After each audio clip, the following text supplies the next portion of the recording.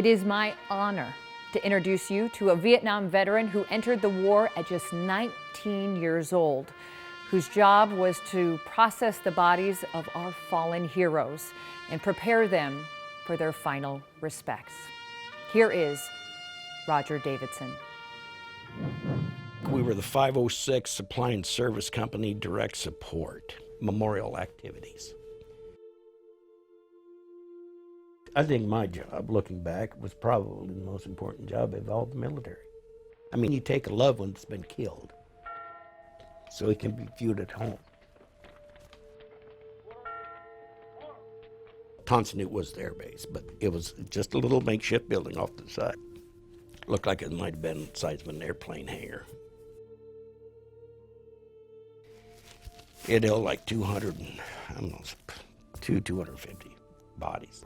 Everybody went through there that was killed in Vietnam. For the 2 weeks I was there for training, we'd done 440. That I've seen all the death I can take.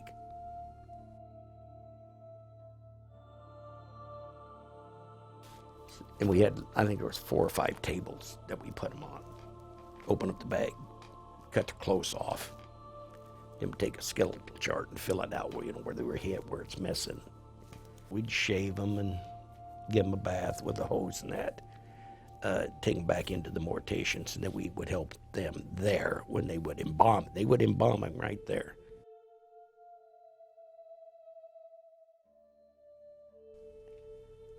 We did our best to be viewed.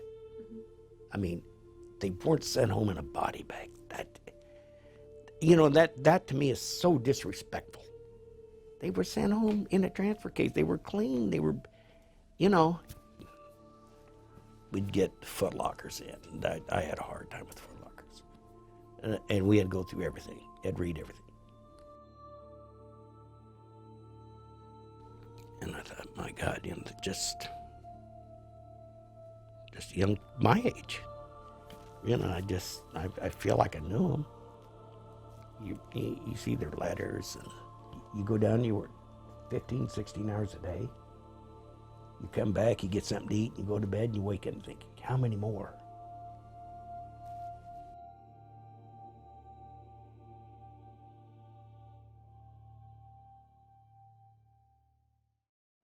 To learn more about Iowa Vietnam veterans, we encourage you to stop by the Gold Star Museum and check out this exhibit. Or to hear more about this particular story, we encourage you to check out the Iowa Veterans Perspective YouTube channel. Let's hear another incredible story right now. Here's Lou. Now we're going to meet Robert Gates, Korean War veteran, United States Marine Corps from right here in Des Moines. Now, the Korean War helped shape a generation of Americans in the early 1950s. A lot of us think of the bubble helicopters or maybe even the TV show MASH. But the Cold War was in full swing, and once again, Iowans stepped up.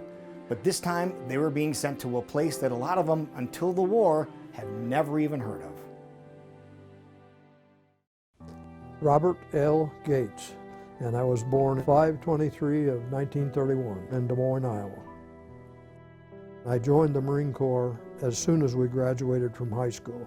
I had just turned 18 in May and joined the Marine Corps along with 4 of my buddies, July 1st of 1949.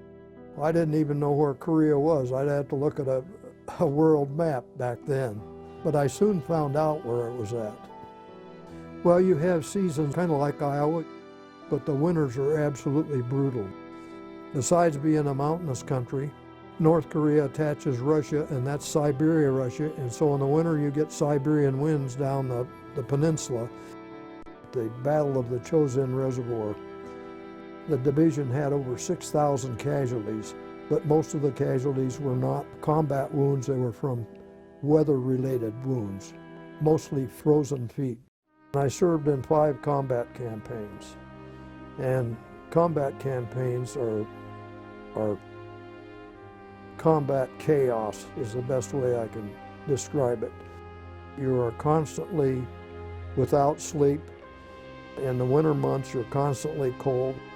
The worst battle stands out in my mind, which happened in September of '51, when I lost Dave Osuna, my pup tent, buddy. And it was up in the mountainous type, so we had to go uphill. It was well defended by the North Koreans. But you know, there were probably 180, 190 of us. We finally took this position after 2 days. There were only 30 of us left. The rest were killed or wounded. And that was some of the hardest fighting during the war. I don't think there's been enough information out there on the Korean War. We're called the Forgotten War because it happened between World War II and Vietnam. And I think most people think it was not a bad war. In other words, we didn't have a lot of casualties. Well, we did. Over 54,000 Americans died in the Korean War. We still have over 8,000 MIAs, missing in action. There were 900,000 Chinese killed, 500,000 North Koreans killed. The South Koreans had a lot of casualties. There were a lot of civilian casualties, both in North Korea and South Korea. It lasted 3 years and 1 month, and it got forgotten, and it still is. Now, the Gold Star Military Museum just completed this Korean War exhibit, so if you haven't been out here lately, you really might want to come pay it a visit. Now, don't go anywhere. We're going to be right back with more amazing stories about Iowa veterans as we continue to honor our heroes on CW Iowa 23 and Local 5.